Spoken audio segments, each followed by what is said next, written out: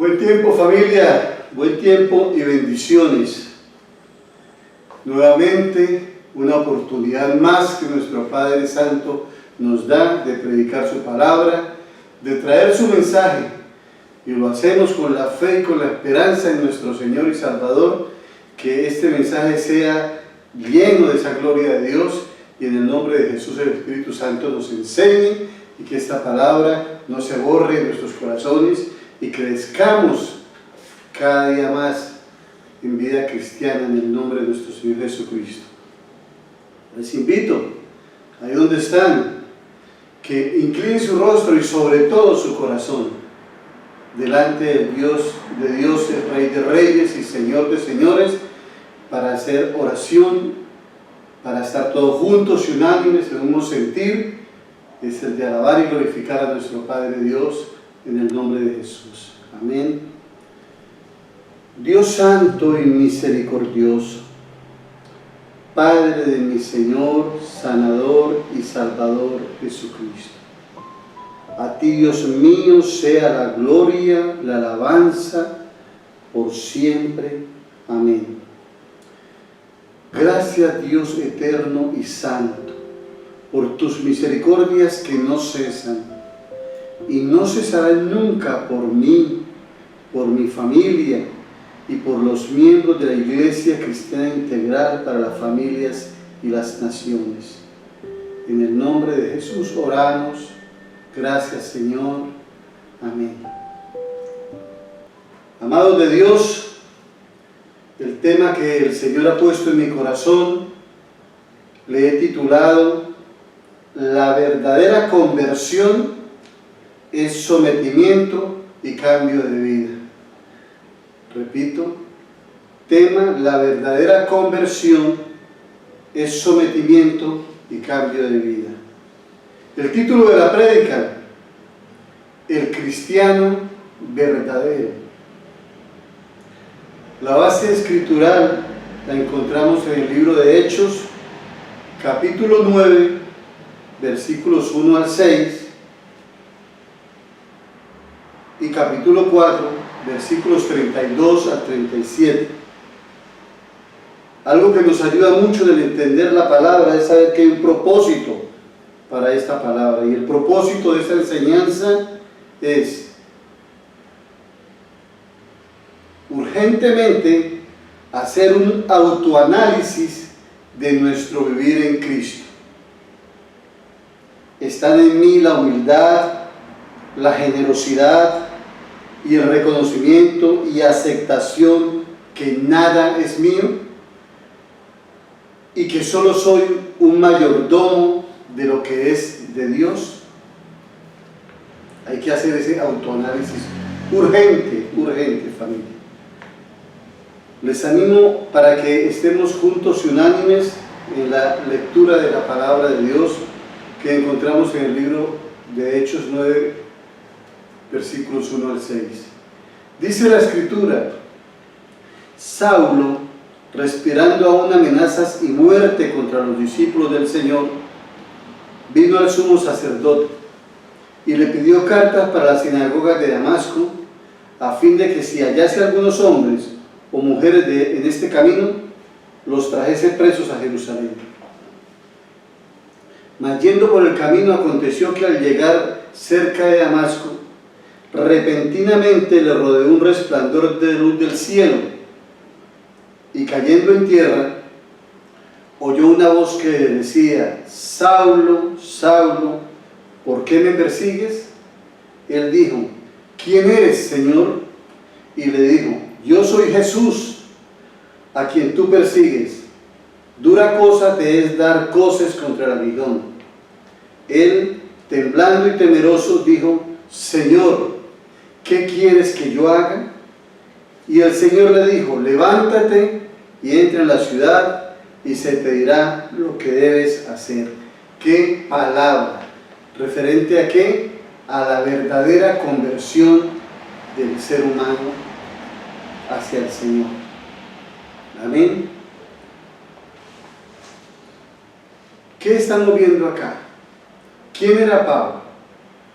¿Quién era Saulo? Un perseguidor de la iglesia, un hombre hasta blasfemo, un hombre con tantas cosas, pero tiene un encuentro personal con Jesucristo. Y ese encuentro le lleva en ese momento a ser cambiado en su naturaleza, a ser cambiado a otro ser, al punto de decirle, ¿qué quieres que yo haga?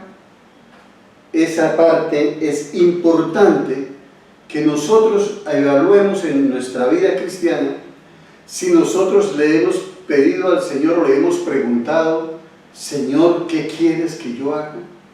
Esto guarda esto en tu corazón. Amados de Dios, vivimos tiempos peligrosos.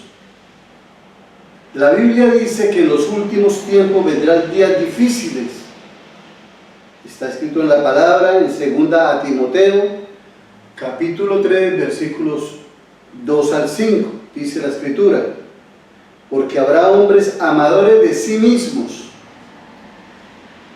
avaros, vanagloriosos, soberbios, blasfemos, desobedientes a los padres, ingratos, impíos, sin afecto natural, implacables, calumniadores, intemperantes, crueles, infatuados, amadores de los deleites más que de Dios. Guarda esto en tu corazón, en tu mente, para que entiendas todo este propósito.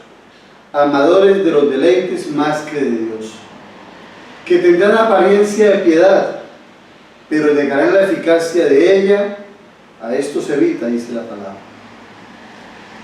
Es más o menos lo que contenía el Saulo de Tarso, mucho de esto, y mucho de esto hay en el mundo natural, en el mundo actual, en estos tiempos que estamos viviendo.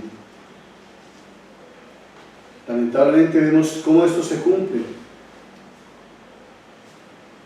Este pasaje de la Escritura describe en forma clara y contundente los problemas que surgen cuando las personas se aman a sí mismas y a los deleites de la vida, más que a Dios. ¡Qué tremendo! Y de esto se verifica, sea en el mundo secular o sea en el mundo espiritual, sea para los inconversos o los cristianos. Personas que se aman a sí mismas y aman más los deleites que la vida, más que a Dios. Amados de Dios, tales personas son orgullosas y rehúsan reconocer que Dios es dueño de todas las cosas y que ellos son solo mayordomos de las posesiones de Dios.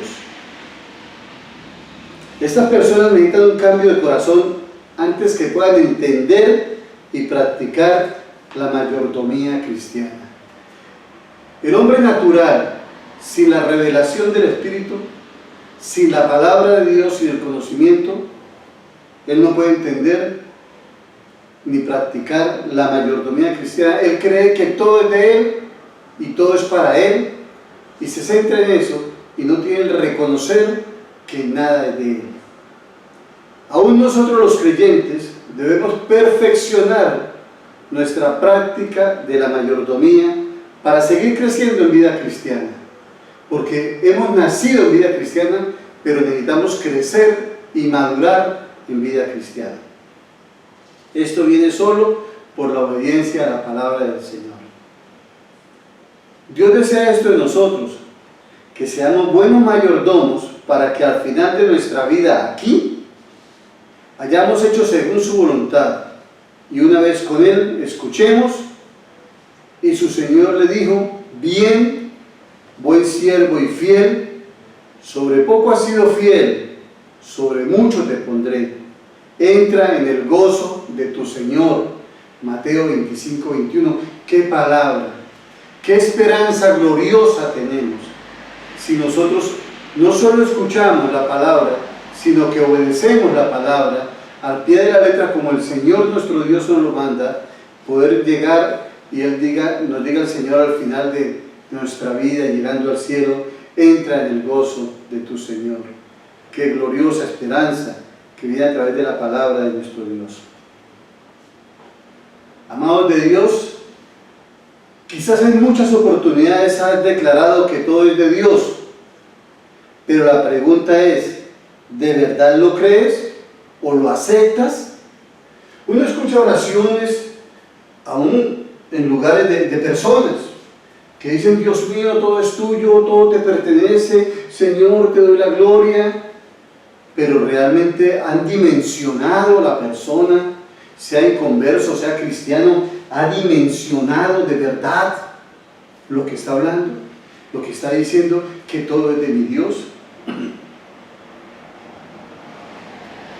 Te sorprenderá saber que nosotros no poseemos nada. Sobre esta palabra quiero que entiendas, o el Señor ha puesto en mi corazón que entiendas, que ni tú ni yo poseemos nada en esta tierra. Y al entenderlo, vamos a decir con claridad y con temor de Dios que no tenemos nada y que todo es de nuestro Dios.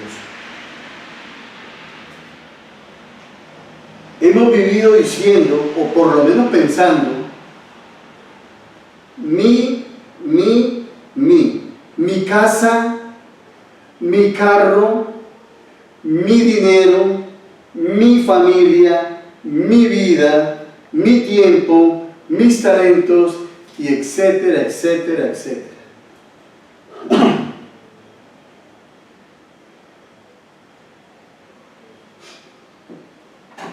Amados, nuestra tendencia es pedir o exigir cosas para el beneficio de nosotros mismos y tomarlas como mías, como nuestras.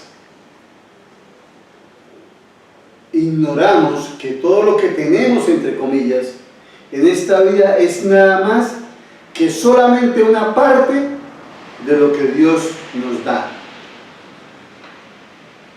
Por eso, mis amados hermanos, es hora del aterrizaje forzoso. Hemos volado creyendo que todo es mío y que todo es para mi beneficio. Estamos volando mal y es hora de aterrizar. Y necesitamos urgentemente un aterrizaje forzoso. Y debemos hacerlo en dos fases. Fase 1. Reconocer que Dios es el único dueño verdadero de todo. Para las personas cristianas o inconversas, les es fácil creer y declarar que Dios es el dueño del universo, porque entienden que Dios lo creó. Aun si el hombre pudiera crear una estrella, entonces ya tomaría parte de decir que también la estrella es de él. Entonces, para las personas cristianas o inconversas, les es fácil creer y declarar que Dios es el dueño del universo, porque saben que Dios lo creó. Amén. Pues esta verdad establece que el hombre no puede poseer como suyo nada, pues no puede crear nada. Ahora vemos, las creaciones o inventos del hombre, como los cohetes, las naves espaciales, los rascacielos, las medicinas, las vacunas, son nada más que aplicaciones o adaptaciones de lo que Dios ya creó. ¿Por qué digo esto?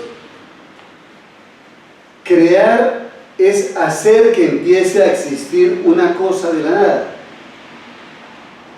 Repito, crear es hacer que empiece a existir una cosa de la nada. Eso es crear. Mi amado hermano y amigo, si usted necesita dinero, ¿puede crearlo? Si necesita tiempo, ¿puede crearlo? Si desea un hijo, ¿puede crearlo? Si quiere una casa o un carro, ¿puede crearlo? Si lo pudiese crear de la nada, diría: este carro es mío. Pero el hombre natural no puede crear nada. Él necesita dinero y puede extender sus manos y decir: dinero de tal denominación, hágase ahora. No puede. Puede querer un hijo y decir: de este vientre ahora un hijo. No puede. El hombre natural no puede crear nada y por lo tanto no tiene nada. Ten en cuenta que nosotros no podemos crear nada, solo Dios puede hacer algo de la nada. Solo Dios puede hacer algo de la nada, solo Él puede crear y el que crea las cosas le pertenecen a Él. Esto hizo Dios cuando creó los cielos, la tierra y toda la expansión. De la nada creó todo. En el libro de Apocalipsis capítulo 4 versículo 11 dice la Escritura: Señor, digno eres de recibir la gloria y la honra y el poder, porque tú creaste todas las cosas y por tu voluntad existen y fueron creadas. Esta palabra tiene que traernos mucha claridad. Tú creaste todas las cosas y por tu voluntad existen y fueron creadas. Fase 2. El hombre no tiene control absoluto de nada. Fase 2. El hombre no tiene control absoluto de nada. Qué vanos son los títulos de propiedad y documentos que el hombre tiene para probar que es dueño. Dios puede en un momento, en un instante, reducir a cenizas y escombros mansiones, casas hechas de madera, hechas de metal, edificios de 15, 20 o 30 pisos. En un momento Dios puede reducirlos a cenizas. Y entonces, ¿de qué te sirvió el título de propiedad que tú tienes? Finalmente termina siendo una vanidad. O en tiempos de guerra, el gobierno puede decidir que tú rascacielos, porque es que vivo en el piso 30, y es mi orgullo, estoy por encima de todos, a todos los miro hacia abajo. Pero el gobierno puede decidir que tus rascacielos, tu fortaleza, o sea, tu propiedad, sean tomados como puestos estratégicos para operaciones militares. Luego entonces no es tu casa, no tienes nada que Dios no te haya dado para administrar. Y es por eso que, entre comillas, tu casa es prestada. Debemos cambiar esa mentalidad. Todo es de nuestro Dios. Y nosotros somos mayordomos de algo que Dios nos ha dado. Y si Dios te dio una casa, es para que tú albergues, alojes las personas, aún los miembros de iglesia, tus hermanos. Es para que tú tengas esa deferencia con ellos y ese temor al Señor. Es que si Dios te dio un automóvil, ese automóvil no es tuyo. Dios te lo dio para que tú seas mayordomo de esa propiedad y esa propiedad esté al servicio de Dios. No puedes hacer acepción de personas. A este sí le llevo, a este no le llevo, a este sí le doy, a este no le doy. Todo lo que tú tienes es de Dios y lo aplicas en la mayordomía cristiana. La palabra en Hebreos 13:2 nos dice: no os olvidéis de la hospitalidad, porque por ella algunos, sin saberlo, hospedaron ángeles. Esta palabra puede llenar de mucha alegría y regocijo a mucha gente. Tu casa, solo vive en ella, sabiendo que debes hospedar. Aquí dice que ángeles, pero no esperes que los ángeles lleguen vestidos con la aureola o con vestiduras resplandecientes. Pueden venir como campesinos, aún oliendo a campo, a hierba del campo, o como forasteros a tu, entre comillas, casa, estrato 8, 6, 5, no importa. Esa casa que tú tienes no es tuya, hay un dueño, se llama Dios, y tú eres un mayordomo al cual debes obedecer la palabra del Señor, para que luego escuches: bien hecho, buen siervo y fiel. En cuanto a mi casa, mi orgullo. Recordemos la palabra de Job, capítulo 1, versículo 21. Y dijo: desnudo salí del vientre de mi madre, y desnudo volveré allá. Jehová dio, Jehová quitó. Sea el nombre de Jehová bendito. ¿Será que alcanzaremos nosotros a tener esta actitud que tuvo este siervo? ¿Será que si nuestra casa se llega a grietear en las paredes o se llega a caer en una parte de la casa, no estaremos llorando porque se nos dañó la casa, se dañó mi casa, cuando no es tu casa? A Job le fue quitado todo, con tremendos asuntos en su vida, pero tú vas a decir: Jehová dio, Jehová quitó, bendito sea el nombre del Señor. Jehová dio, Jehová quitó. No es tu casa, no son tus hijos, nada es tuyo y nada es mío. Alguien puede decir: bueno, entonces en la ciudad puede pasar, pero no, es que tengo una parcela allá bien alejadita esa parcela, y allá sí tengo mis vaquitas, mis gallinitas, mis huevitos, todo mis. Y ni siquiera yendo lejos, esa parcela te pertenece. Y vano es ese título de propiedad, porque si el gobierno decide que por ahí debe pasar el tren por el medio de tu parcela, el gobierno te va a expropiar, te va a dar cualquier cosa y va a pasar ese tren por donde el gobierno dijo: tú puedes salir con tu certificado de propiedad y exhibirlo. No sirve para nada, no es tu parcela, no tienes derechos, no tienes posesiones, porque en cualquier momento se puede quitar, y un papel de propiedad no te respalda. O aún gente que tiene su finca, sus cosas, se sienten poderosos y ricos. Cualquier día llega gente extraña, gente con alguna situación política o algo, y van a decir: te quitamos esta casa, te damos 15 días, te vas de acá y sales con tu ropita, y lo que te costó miles o cientos de millones y tenías un papel para respaldarlo, no te sirve de nada. Eso es prueba de que no tienes nada y tienes que salir con la ropita, o han salido las personas con la ropita y pierden todas las posesiones. O sea, esto es un análisis crudo para reconocer que no tenemos nada y que no somos dueños de nada, puesto que nada hemos creado, sino todo lo que hemos tenido es porque la misericordia de Dios nos lo ha dado, y para que seamos realmente mayordomos de lo que Dios nos ha dado. Las personas del mundo, comillas, inconversas y aún cristianas, manejamos el lenguaje de mío, mis.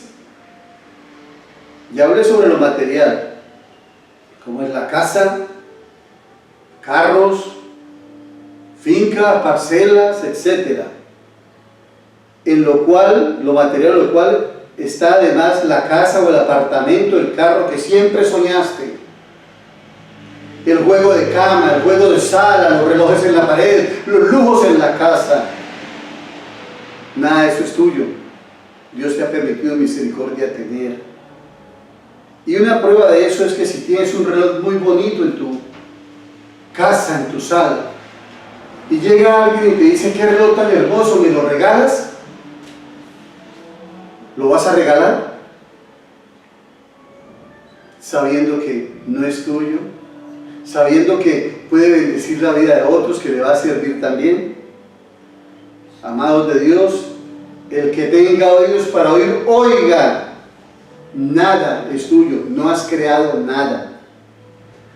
Ahora observemos la otra parte. Mis hijos. Salmo 127:3 dice: he aquí, herencia de Jehová son los hijos, cosa de estima el fruto del vientre. Amados de Dios, ya es hora de entender que no son nuestros los hijos que tenemos, son prestados para satisfacer en nosotros la felicidad de amar. Debemos saber y aceptar que son hijos de Dios, por lo tanto debes educarlos en el temor a Jehová. Debes amarlos, cuidarlos, disciplinarlos. Todo esto como buenos mayordomos que estamos llamados a hacer. En el libro de Proverbios capítulo 13-24 dice la Escritura: el que detiene el castigo a su hijo aborrece, mas el que lo ama desde temprano lo corrige. Qué importante es esto, que entender que ese hijo, esa hija o esos hijos, esas hijas no son míos, que Dios amó a esas almas y les dio vida a esas personas, pero las personas nacieron muertas y tienen que venir a la vida en Cristo, y tú eres el mayordomo que necesitas guiarles, enseñarles, educarles, amarles, comprenderles, pero necesitas disciplinarles, y aún el castigo, conforme al diseño de Dios, es bueno para ellos y para tu trabajo como mayordomo. Debemos procurar que sus vidas no se pierdan, porque si realmente son cristianos, serán guiados por el Espíritu Santo. Juan 14:26 dice: mas el Consolador, el Espíritu Santo, a quien el Padre enviará en mi nombre, Él os enseñará todas las cosas y os recordará todo lo que yo os he dicho, dijo el Señor. Finalmente, escuchará: buen siervo y fiel, entra en el gozo de tu Señor. Hemos hablado sobre las posesiones, sobre los asuntos materiales, no son tuyos. Hemos hablado sobre los hijos, no son tuyos. Y ahora finalmente vamos a abordar el tema de tu vida, entre comillas, tu vida, nada más alejado de la realidad. ¿Te creaste a ti mismo?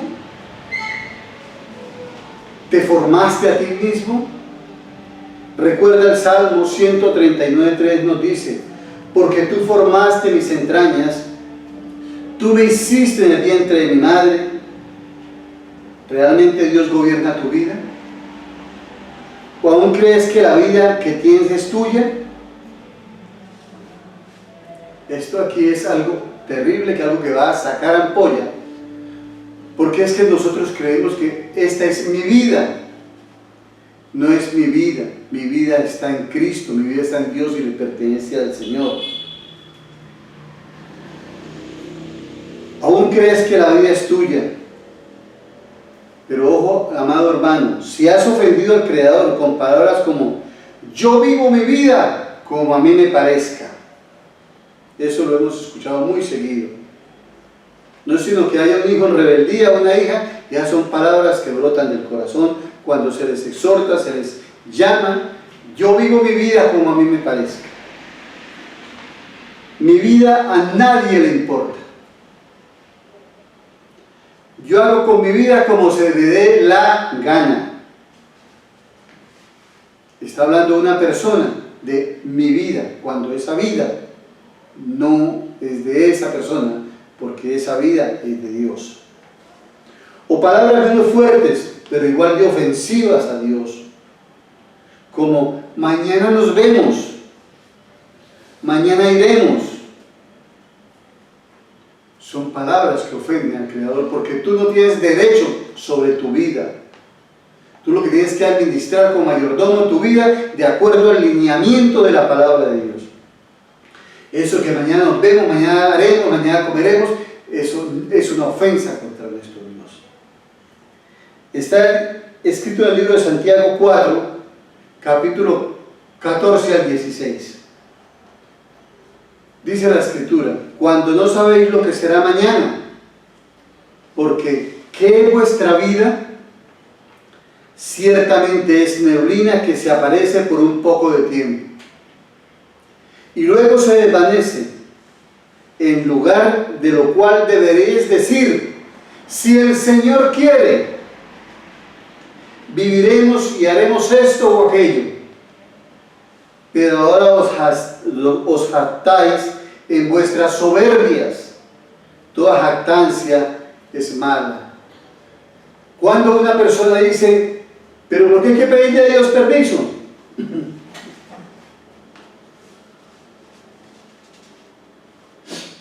Yo tengo mi vida y yo puedo hacer lo que yo quiera. Dice la Escritura que es jactancia, es orgullo. Y no olvidemos que la raíz de la soberbia es satanismo neto. Son los hijos de Satanás los que traen la raíz del orgullo. El cristiano, la cristiana, el hombre o mujer que ha rendido su vida a Cristo, que se ha entregado al Señor, ya no gobierna su vida. Ya no gobernamos nuestra vida. Nuestra vida, entre comillas, ya somos mayordomos de esa vida que Dios nos dio. Ya no hay soberbia en nosotros, ya no hay jactancia en nosotros. Y aún cuando alguien dice, mañana voy, y nosotros decimos, si Dios quiere, religiosos, tampoco, ya llegaron fue a los extremos. No, Señor, no estamos en los extremos, estamos en el centro, cristocéntricos. Jesús, Cristo gobierna nuestra vida a través de su Espíritu Santo. Ahora recordemos la palabra de Dios nuestro Hacedor, Dios nuestro Hacedor, nuestro Creador, que nos exhorta a vivir cada día la vida que Él nos da con temor a Jehová, despojándonos del orgullo, la avaricia, la mezquindad, lamentable. Pero cuánto de esto, orgullo, avaricia y mezquindad, aún están en el corazón del ser humano, aún del cristiano, porque cree que el dinero es de él, que el carro es de él, que la casa es de él, que los hijos son de él o de ella. En ellos se encuentra la avaricia, la mezquindad. ¿Cuántos hombres de Dios y mujeres de Dios son llamados a dar, ya sean finanzas, ya sea en visitar a los enfermos, en hacer algo, y no tienen tiempo, porque el tiempo es de ellos, y no se dan cuenta que el tiempo es de Dios? Les invito a escuchar la palabra en el libro de Lucas, capítulo 12, versículos 16 al 21. Dice la Escritura: también le refirió una parábola, diciendo, la heredad de un hombre rico había producido mucho, y él pensaba dentro de sí, diciendo, ¿qué haré? Porque no tengo dónde guardar mis frutos. Y dijo, esto haré, derribaré mis graneros y los edificaré mayores, y allí guardaré todos mis frutos y mis bienes. Y diré a mi alma, alma, muchos bienes tienes guardados para muchos años. Repósate, come, bebe, regocíjate. Pero Dios le dijo, necio, esta noche viene a pedir tu alma, y lo que has provisto, ¿de quién será? Así es el que hace para sí tesoro y no es rico para con Dios. Observemos, este hombre hablaba de qué.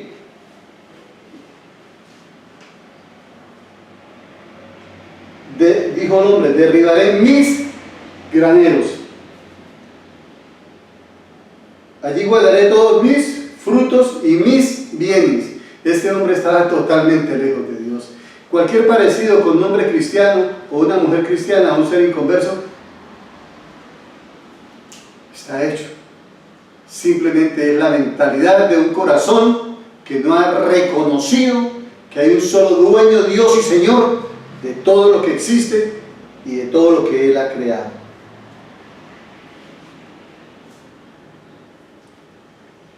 Y aquí vemos el ejemplo duro, trágico, espeluznante, digamos. ¿Cuántos hombres y mujeres cristianos o inconversos han atesorado para sí mi casa, mi carro, mis posesiones, mi dinero, mi? Y llega cualquier día, el lunes dijo eso y el martes ya no está. Y en ese ataúd no se le echó la casa, no se le echó ese carro, no se le echó esa moto, no se le echó esa finca, esa parcela, ese ganado. La muestra contundente de que nada era de él o de ella. Y aún en estos tiempos de pandemia, que Dios nos ha bendecido todavía estando acá en la tierra, ¿cuántos hombres y mujeres dieron por sentado que todo era de ellos y hacían planes y planes y planes como este hombre rico. Pero fueron llamados. ¿Y dónde quedó todo? Las posesiones. Ni siquiera el documento que decía que era dueño de eso se lo pudieron echar allá. Amados de Dios, según el texto bíblico de Lucas 12, versículos 16 al 21, desglosemos un poquito para entender mejor qué pasó acá. Versículo 16, también le refirió una parábola, estamos hablando del Señor Jesús, diciendo, la heredad de un hombre rico había producido mucho. En esta parte del versículo 16, Dios dice, aunque tú no lo mereces, yo te he bendecido. Y el hombre dice, qué buen trabajador soy. No merecemos nada, pero esa misericordia de Dios nos da. Pero Dios espera, como esta parábola nos lo dice, es que dejemos ese corazón mezquino y egoísta, que todo es para mí, para mí, para mí, para mí, y pensemos en otros asuntos como es la generosidad y el bendecir. Versículo 17, y él pensaba dentro de sí diciendo, ¿qué haré? Porque no tengo donde guardar mis frutos. Ojo, mis frutos. Ya tenía, pero quería más. Dios dice, comparte con los necesitados. El hombre dice, ¿cómo puedo sacar mayor provecho? Y qué ironía, lo he visto a lo largo de mi vida, en mi vida secular y en mi vida en Cristo. ¿Cómo olvidamos fácilmente de dónde nos sacó Dios? Cuando estamos en una posición financiera de privilegio, de cosas. Se nos olvidó cuántas veces aguantamos hambre nosotros y nuestros hijos. Se nos olvidó cuánto clamábamos a Dios por un pedazo de papa, por un pedazo de carne. Se nos olvidó. Y hoy en día que tenemos o tienen, solo piensan en ellos y en tener y agrandar, pero no piensan en los necesitados. Se nos olvidó de dónde nos sacó el Señor y cuántas aguantar de hambre y necesidades tuvimos, y aún veíamos cómo compraban ropa en diciembre y nosotros no teníamos que comprar nada. Pero ahora que Dios ha bendecido, se nos olvidó de extender la mano con generosidad. Y pensamos en cómo sacar provecho de lo que tenemos y agrandar más y más. Versículo 18. Y dijo, esto haré, derribaré mis graneros y los edificaré mayores. Y allí guardaré todos mis frutos y mis bienes. Dios dice, no te olvides que yo soy el dueño de todo. No robes mis cosas. El hombre dice, todo es mío, fruto de mi trabajo. Para eso trabajé, para tener. Tú trabajaste porque Dios te dio un empleo, te dio licencia, pero ni siquiera eso es tuyo. Versículo 19. Y diré a mi alma, alma, muchos bienes tienes, guardados para muchos años. Repósate, come, bebe, regocíjate. Dios dice, no olvides que soy el dueño de todo. El hombre dice, ya soy rico y no tengo necesidad de nada.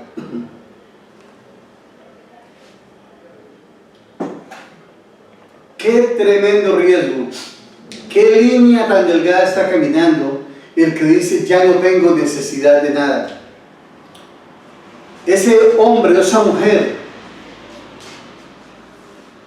está caminando por una línea muy delgadita a llegar al orgullo, a dejar de pedirle a Dios, de suplicar, porque es buena la necesidad, porque en la necesidad nos humillamos, en la necesidad clamamos, en la necesidad nos despojamos de todo y nos humillamos delante de nuestro Dios. Pero cuando ya se tiene, entre comillas, todo, puede llegar a decaer en su vida espiritual, puede llegar a decaer. No estoy diciendo que va a decaer.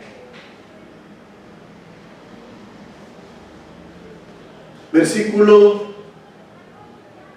20. Pero Dios le dijo: necio, esta noche vienen a pedirte tu alma, y lo que has provisto, ¿de quién será? Pero Dios dice: todo es mío, hasta la vida que crees que es tuya, es mía. Le está diciendo Dios cuando le dice necio: hasta tu vida te van a pedir. Versículo 21. Así es el que hace para sí tesoro y no es rico para con Dios. Dios dice a todos los mayordomos: el que tenga oído para oír, oiga. Apocalipsis capítulo 2, versículo 11. El que tiene oído, oiga lo que el Espíritu dice a la iglesia, a las iglesias. El que venciere no sufrirá daño en la segunda muerte. Amados de Dios, esta palabra es para ti y es para mí. Es para el inconverso y es para el cristiano. Ya basta de decir: mi casa, mi carro, mi familia, mis hijos, mi, todo esto debe cesar. Todo nuestro hablar debe ser para darle gloria al que creó todo y a quien le pertenece todo. En el libro de Hechos 4, 32 al 37 está hablando del modelo de vida cristiana. Este modelo de vida cristiana no se ve en estos tiempos, y difícilmente, mientras avance este tiempo de vida, difícilmente podremos ver este modelo de vida que es el que agrada a Dios, porque el egoísmo y la avaricia y el tener y el tener y el tener están incrustados en el corazón del hombre. La palabra en Hechos 4, 32 a 37 es el modelo de vida para el cristiano. Y dice: y la multitud de los que habían creído era de un corazón y un alma, y ninguno decía ser suyo propio nada de lo que poseía, sino que tenían todas las cosas en común. Y con gran poder los apóstoles daban testimonio de la resurrección del Señor Jesús, y abundante gracia era sobre todos ellos. Así que no había entre ellos ningún necesitado, porque todos los que poseían heredades o casas las vendían y traían el precio de lo vendido y lo ponían a los pies de los apóstoles, y se repartía a cada uno según su necesidad. ¡Qué tremendo este ejemplo de vida cristiana que nos dieron los primeros cristianos! Entonces José, a quien los apóstoles pusieron por sobrenombre Bernabé, que traducido es hijo de consolación, levita, natural de Chipre, como tenía una heredad, la vendió y trajo el precio y lo puso a los pies de los apóstoles. ¡Qué hermosa palabra y qué gran bendición! ¿Será que partimos de esta tierra y de esta vida sin ver esto? Pero finalmente esta palabra es un manual de un cristiano verdadero. Esto le va a levantar ampollas a muchos, pero basta ya la mezquindad. Basta ya de decir que todo es mío, todo me pertenece. No tienes nada, eres solo un mayordomo. Somos solo mayordomos de lo que Dios nos ha dado. Amado Dios y Padre, según esta tu palabra, Señor, como Saulo de Tarso te preguntó cuando tuvo ese encuentro contigo, Señor Jesús, y te preguntó y te dijo: Señor, ¿qué quieres que yo haga? Fue la conversión de un hombre egoísta, traicionero, un hombre criminal, un hombre malo, al tener ese encuentro contigo, y le fue revelada. Jesús dice: Señor, ¿qué quieres que yo haga? Señor, que esta palabra quede en nuestros corazones. Señor, ¿qué quieres que yo haga? En el nombre de Jesús, yo declaro que esta es la iglesia entendida por la gracia y la misericordia de nuestro Dios, que todo es de Cristo, por Él y para Él.